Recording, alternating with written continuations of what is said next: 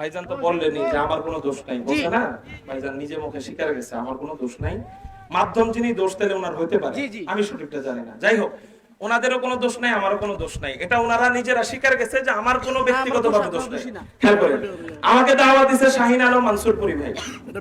কাউসার কে এটা আমি জানি না, কাউসার কে ওনারা চিনে, কাউসার কে আমি জানি না, আমাকে দাওয়াত আমি চিনি না।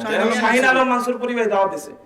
আচ্ছা, শাহিন আলম মানসুরপুরি ভাইকে আমি বলি নাই যে আমাকে কত দিবে, উনি নিজেই আমাকে বলছে, রেকর্ড আছে, 25,000 টাকা হুজুর আপনাকে দিবে গাড়ি ভাড়া বাবদ। যাই হোক, আমি বলি নাই, আমি বললে চুক্তি হইতো, উনি নিজেই বলছে। কিন্তু আপনারা আমাকে বলেন 8-9 ঘন্টা জার্নি করে আসার পরে ওনারা আমাকে সম্ভবত 500 টাকা সম্ভবত এখানে হবে আমাকে হাদিয়া দিছে। আপনাদের যেহেতু টাকা পয়সা নাই, এলাকায় এতিম গরিব একেবারে অসহায়, এই 500 টাকা আমি এই মাহফিলে দান করে গেলাম। এই ভিডিওটা আপনারা ছেড়ে দিবেন। এই এলাকার নাম কি? হ্যাঁ, গড়কাঠি, দক্ষিণ পাড়া, নতুন বাজার মসজিদ। আমার মোবাইলটা ভিডিও করছে না? হ্যাঁ, বাজারঘাট, তাহিরপুর, সুনামগঞ্জ। এটা হলো তাহিরপুরের ঐতিহ্যের প্রশ্ন। 500 টাকা দিছে আমাকে, ঢাকা থেকে আসছি আমি। ঠিক আছে, আসসালামু আলাইকুম। হুজুর একটু দাঁড়ান। আমরা হুজুরে 1000 টাকা দিয়েছিলাম। হুজুর আমাদেরকে এখানে কত আমি বলি নাই, 500 এর মতো হবে। মসজিদের দিকে চেয়ে আমাদেরকে 500 টাকা দান করেছেন। এখানে 1000 টাকা ছিল, আমরা আরো 500 টাকা হুজুরকে দিয়ে দিচ্ছি। মানে আপনারা বলেন যে আমরা সাথে কথা কাল কেউ কথা হয়েছে, এই আগে দুয়ারের প্রোগ্রাম ক্যান্সেল করে দিছে।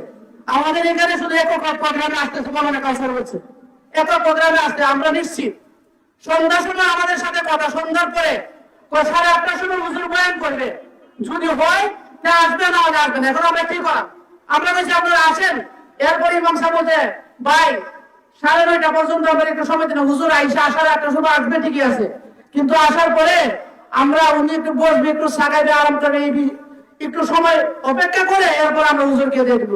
কিন্তু যে এই মৌলানা কাউসার হুজুরকে নিয়ে আসছেন, আমাদের কাছে বলেন নাই, মসজিদেও যান নাই, কমিটিটাও অবগত করেন নাই, সরাসরি স্টেজে চলে তুলে দিচ্ছে। আপনারা দেখছেন সরাসরি স্টেজে তুলে দিচ্ছে।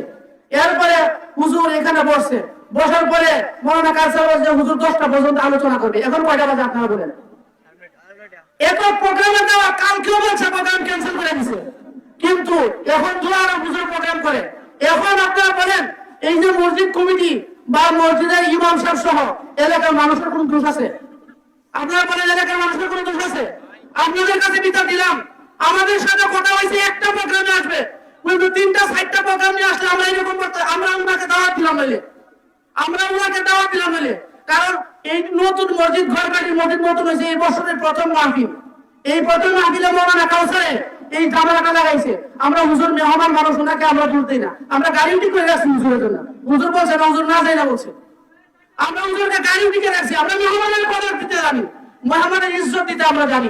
তবে যার মাধ্যমে আপনারা জাতীয় মাধ্যমে দাওয়াত রাখেন, এদেরকে আগে চিনেন, এই দাওয়াতগুলো আগে চিনেন। যাদের মাধ্যমে দাওয়াত রাখেন, দাওয়াত কার মাধ্যমে রাখতেছেন, সে কিরকম মানুষ, সে আপনাদের সাথে কিরকম ব্যবহার করে, আগে এদেরকে চিনেন। আপনারা আমাদেরকে দায়ী করতে পারেন না। আপনারা আমাদেরকে তাদের মাধ্যমে দাওয়াত রাখেন, আগে দাওয়াতগুলো চিনেন।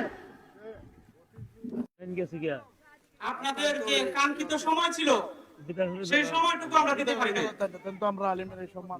আর আপনাদের যে মনোবাসনা ছিল, সেই মনের বাসনাটাও আমরা পুরো করতে পারি না। এই জন্য আমরা আপনাদের কাছে দুঃখিত।